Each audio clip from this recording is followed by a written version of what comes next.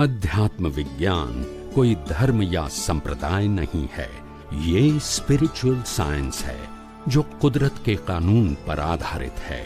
ये विज्ञान पूरे ब्रह्मांड के सभी रहस्यों को उजागर करता है और जीवन के सभी पहलुओं को समझने के लिए एक नई दृष्टि देता है।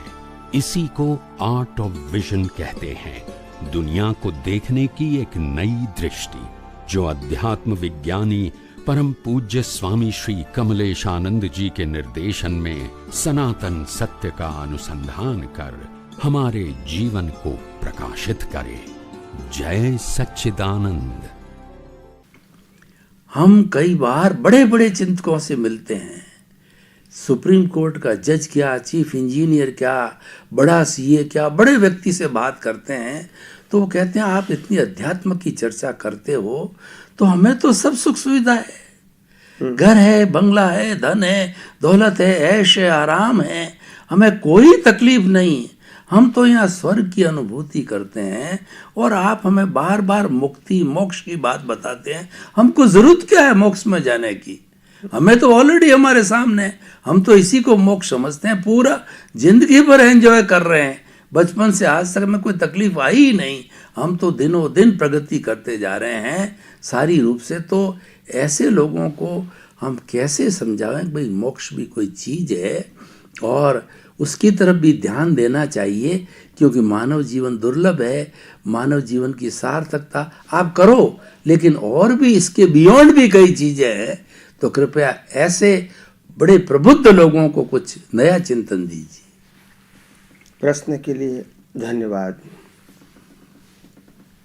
देखो, आम इंसान की सोच कितनी छोटी होती है, कितनी लिमिटेड होती है। वो कहता है मेरे पास सब कुछ प्रकार के सुख हैं। वो समझता भी है कि मैं जिसको भगवान मानता हूँ, इसको भी पूरा जीवन सुख का नहीं था। चाहे राम कहो, चाहे कृष्ण कहो, चाहे महावीर को, सबको अपने जीवन में भयंकर दुख भी आया था, वो जानता है। चाहे वो इंजीनियर है, चार्टर्ड अकाउंटेंट है, लॉयर है, बिजनेसमैन है, इंडस्ट्रियलिस्ट है, देश के नेता है, अभिनेता है, सब जानते हैं कि मैं जिसको भगवान मानता हूं, इनको भी अपने जीवन में बहुत सारे कष्ट आ चुके थे, इसलिए मेरे जीवन में कष्ट नहीं है, ये तो सोचने की गलती नहीं करना। आपके जीवन में सुविधा हो सकती है, मैं इसमें मना नहीं करता हूँ। संपत्ति हो सकते हैं, मना नहीं करता हूँ। साधन हो सकते हैं, मना नहीं करता हूँ। बड़ा बंगला महल हो सकता है, मना नहीं करता हूँ। इतना ध्यान रखना, महल में होते हुए भी अगर नींद नहीं आएगी तो आपका जीवन अशांत हो जाएगा। पैसा होते हुए भी आप इसको यूज नहीं कर सकोगे तो भी आपका जीवन की कोई वैल्यू नहीं है। शरीर होते हुए भी अगर शरीर स्वस्थ नहीं है, आप कुछ नहीं कर सकते हैं। आप समझे, अपने जीवन में आपका जीवन कोई स्वतंत्र जीवन नहीं है। आप चाहे अच्छे भी हो सकते हैं, इसका मतलब ये नहीं आपको जो मिला है माता पिता के रूप में, भाई बहन के रूप में, पति पत्नी के रूप में, मित्रों के रूप में, बच्चे के रूप में, नेबर के रूप में, पार्टनर के रूप में, पड़ोसी के रूप में, ये सब व्यक्ति अच्छे ही होंगे, हमारे साथ अच्छा ही व्यवहार करेंगे, ऐसा तो हम नहीं मान सकते हैं और आपको भी अनुभव है। यानी कोई व्यक्ति दुनिया में ऐसा दावा नहीं कर सकता है कि मेरे जीवन में दुख है ही नहीं, इम्पॉसिबल है। आप समझे, बीमारी आना निश्चित है, बुढ़ापा आना निश्चित है, रोग होना निश्चित है, कमजोरी आना निश्चित है, यादगिरी भूल जाना निश्चित है। आज सुख है तो कल दुख आ सकता है, आज दिन है तो कल रात हो सकती है, मेरा स्वास्थ्य बिगड़ सकता है, लोगों के साथ का जो व्यवहार है आज अच्छा है, कल बुरा हो सकता है। आज मैं खाना खा सकता हूँ, कल मैं वो नहीं खा सकता हूँ। आज जो पैसा मेरा है बोलता हूँ, कल दूसरे का हो सकता है। आज बंगला मेरा बोलता हूँ, कल वही बंगला दूसरे का हो सकता है। आज जो इंडस्ट्रीज मेरी है, कल दूसरों की हो सकती है। आज एम्प्लॉय मेरा है, कल दूसरे का हो सकता है। आप देखो, कुछ भी मेरा नहीं है, ये सब कर्म सत्ता के अधीन है। इतना घमंड किस काम का, जो आज है और कल नहीं है, उसके ऊपर आप आनंद व्यक्त कर रहे हो।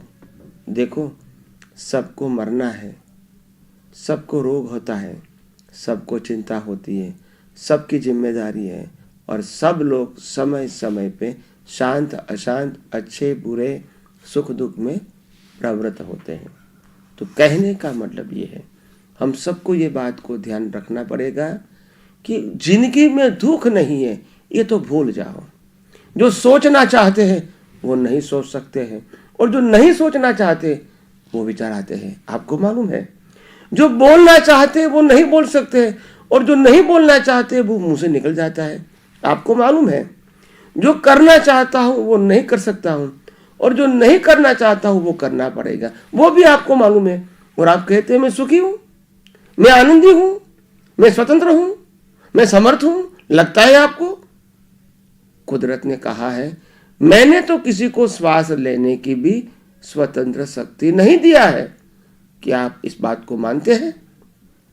अगर आपको श्वास देने की, सांस लेने की स्वतंत्र शक्ति नहीं है, तो जिस श्वास से ये मन वचन काया चलता है, क्या उसमें आपकी फ्रीडम हो सकती है? तो क्या बंधन को आप मुक्ति मानते हैं? जरा सोचो, वेकअप, जागो, और शाश्वत या सनातन सत्य को समझने की कोशिश करो, उसको धारण करने की कोशिश करो, उपयोग करने की कोशिश करो, अनुभव करने की कोशिश करो, तभी आपको सच्चाई मिलेगी। अज्ञानता के आधार पर तो इतने अवतार बिताए, अभी कितना अवतार हमको यही अज्ञानता के आधार पर, मस्ती पर बिताना है। जरा ध्यान रखो, सोचो। मैं समझता हूँ ये सनातन विज्ञान, आध्यात्म विज्ञान समझ के एक न एक दिन आप जागृत होंगे, और सनातन सत्य, कुदरत के कानून को समझेंगे, और आपके जीवन में खुशहाली आएंगी, शांति आएगी, समाधान आएगा, स्थिरता आएगी, और आप भी सनातन सुख को अनुभव करो। यही मेरी मंगल कामना। बहुत बहुत धन्यवाद। ऐसे लोगों को जो भ्रांति में हैं, जो मात्र उनके साथ जो जड़ का सुख है उसको ही सनातन सुख मानते हैं, वो भूल कर रहे हैं, क्योंकि जड़ में सनातन सुख है ही नहीं। सनातन सुख तो हमारी आत्मा में है। तो आपने उनको उपदेश दिया कि आप अपने आत्म तत्व को जानो। ये जिसको आप सुख मानते हो ये नाशवान है, इसकी प्रकृति है, और जो सनातन है उसको पहचानो। बहुत बहुत धन्यवाद।